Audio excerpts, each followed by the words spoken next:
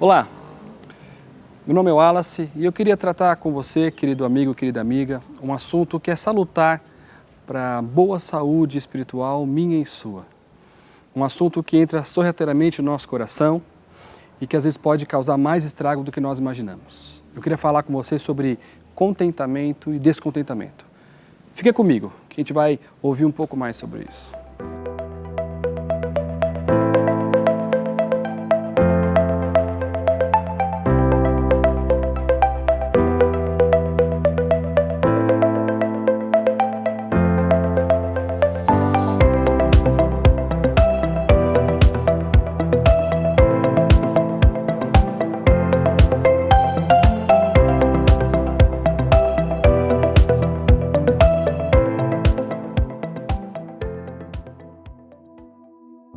Talvez você, assim como eu, tenha sofrido já com descontentamento ou esteja sofrendo com isso agora na sua vida.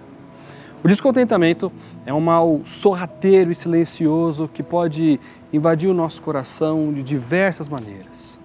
O problema do descontentamento é que muitas vezes eu e você não damos a devida importância para ele.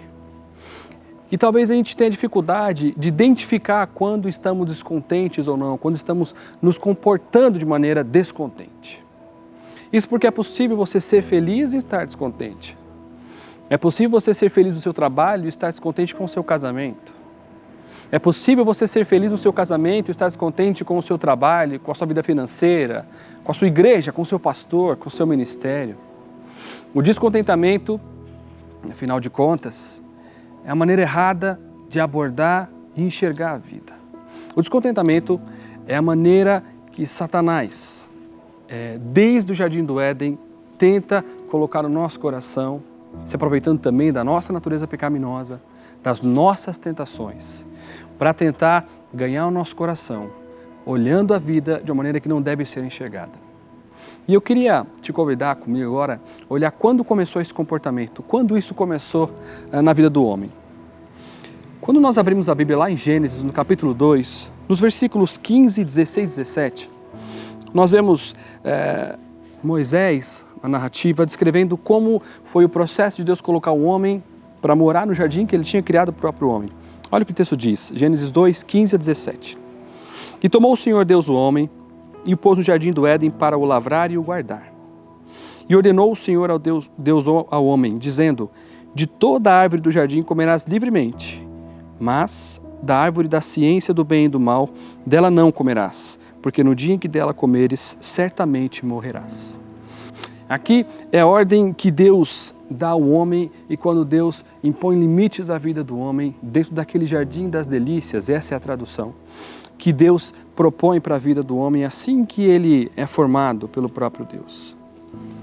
O ponto de destaque entre uma vida de contentamento e descontentamento é exatamente a referência que eu e você temos para a nossa vida. E eu queria chamar aqui de teorreferência e ego-referência. A teorreferência é a referência que Deus tem da vida. E a referência que eu e você devemos ter da vida. Olhar a vida da maneira que Deus desejamos que nós olhemos para ela. Propor a nossa vida, viver a nossa vida do jeito que Deus quer que nós a vivamos. A ego-referência é aquela que surge da tentação de Satanás, da tentação do nosso coração, da nossa natureza pecaminosa. E por poucos detalhes elas podem nos levar a olhar a vida de uma maneira que não devemos olhar. Um pouquinho mais adiante em Gênesis, no capítulo 3, logo nos primeiros versículos, nós vemos Satanás propondo a ego-referência, a maneira mundana de se enxergar a vida, a maneira descontente de se enxergar a vida. Olha que interessante o que ele diz. Ora, a serpente era mais astuta que todas as alimárias do campo que o Senhor Deus tinha feito. E essa disse à mulher, é assim que Deus disse, não comereis de toda a árvore do jardim?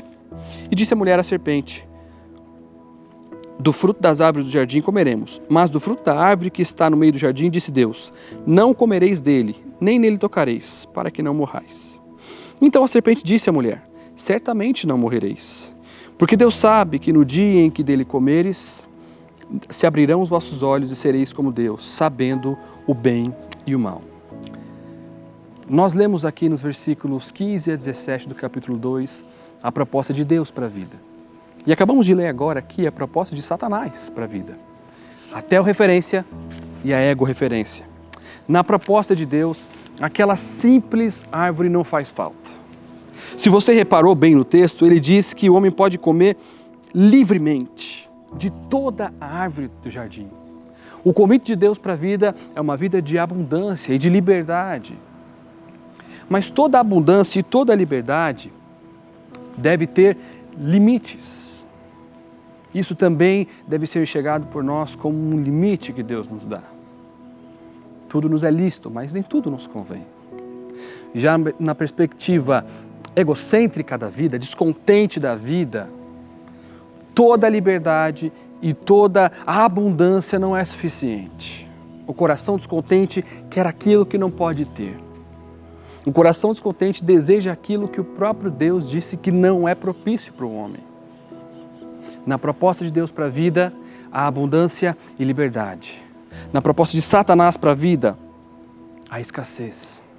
Primeiro porque ele começa mentindo, propondo inclusive desvio no caráter do próprio Deus. Na proposta de Satanás para a vida, Deus não é suficiente. Aquela árvore faz falta. Na proposta de Satanás para a vida, há uma abundância de escassez. Tudo falta. A proposta de Deus para a vida é a da liberdade e da abundância. É a proposta em que o coração do homem se deleita primeiro em Deus, em saber que Deus é o dono de toda a nossa vida. De que Deus não perde o controle da nossa vida. E eu queria propor agora para você, meu amigo, minha amiga, duas atitudes que nos ajudam a ter um coração contente no Senhor. Quando o descontentamento começar a bater a nossa porta e a gente achar que Deus não é mais suficiente, ou a gente achar que a provisão de Deus não é mais suficiente, quando a gente começar a olhar para o jardim e deixar de enxergar toda a abundância e começar a ver escassez, lembre-se de que Deus é bom. O que Deus propõe para o homem no jardim é a liberdade e a abundância. Ele diz, de toda árvore coma livremente.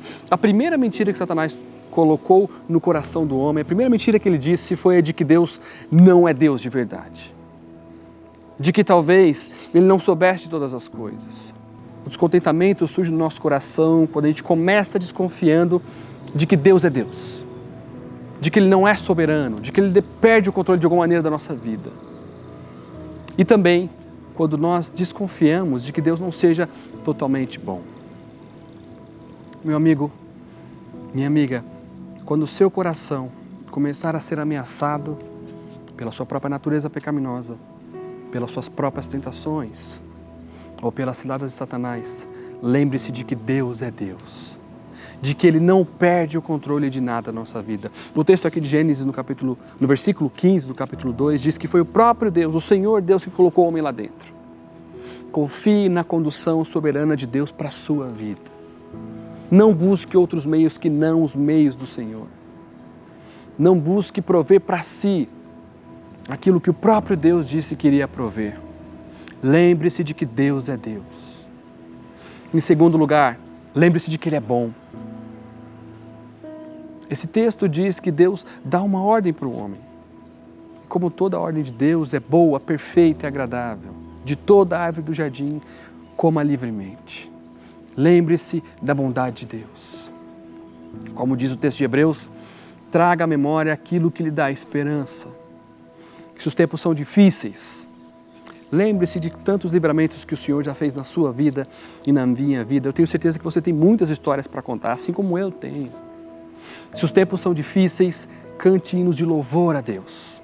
Que lembre da bondade de Deus, do seu amor para conosco. Se os tempos são difíceis, leia a sua palavra, se apegue na sua palavra que nos diz que ela é boa, que Ele é bom e somente Ele é bom para mim e para a sua vida. Quando o descontentamento começar a bater na porta do seu coração, lembre-se de que Deus é Deus e de que Deus é bom. Eu quero orar com você agora. Senhor Jesus, nós somos muito gratos pela sua bondade. O seu amor e a sua graça, de fato, nos constrangem e nos surpreendem, Deus, a cada dia. Podemos ver a tua doce e poderosa mão conduzindo o nosso viver.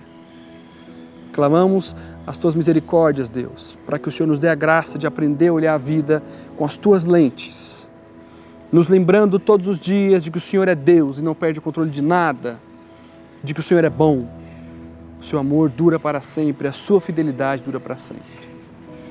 A minha oração, Deus, é para que o Senhor alcance o coração daqueles que estão me assistindo agora. Que o coração deles e a mente deles possam ser lembrada de que o Senhor é Deus, de que o Senhor é bom. Deus te abençoe.